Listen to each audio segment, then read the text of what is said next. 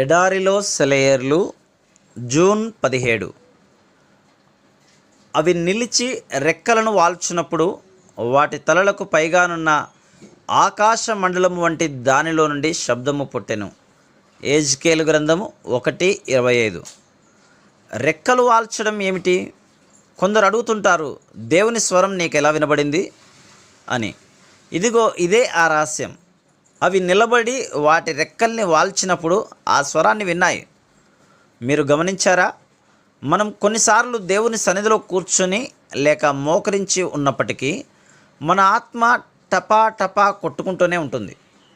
ఇది ఆయన సన్నిధిలో నిజమైన ధ్యానం కాదు. ఒక బంధువు చాలా కాలం క్రిందట తాను ప్రార్థించిన ఒక విషయాన్ని గురించి నాతో చెప్పింది.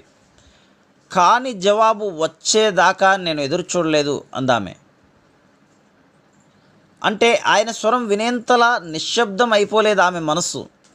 ప్రార్థించి లేచిపోయి ఆ విషయాన్ని గురించిన సొంత ఆలోచనల్లో పడిపోయింది. ఫలితం శూన్యం. మళ్ళీ మొదటికొచ్చింది ఆమె పరిస్థితి.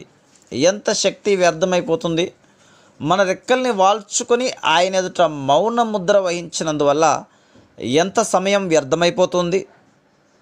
ఆయన నుంచి సమాధానం వచ్చేదాకా మనం కనిపెడితే ఎంత ప్రశాంతత, ఎంత విశ్రాంతి.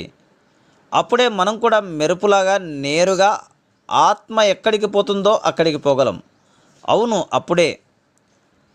కథలకు మౌనంగా ఉండు. నీ ఆత్మకెప్పుడూ వినబడనిది ఏ గాలిలోనూ, ఏ అలలపైన, ఏ పక్షి పాటలోనూ తేలిరానిది తండ్రి ఇంటి నుండి వస్తున్నది. దిగులు పడ్డ మనసుని అలరించే సందేశం. కదలక మౌనంగా ఉంటే వస్తుంది నీ చెంతకి.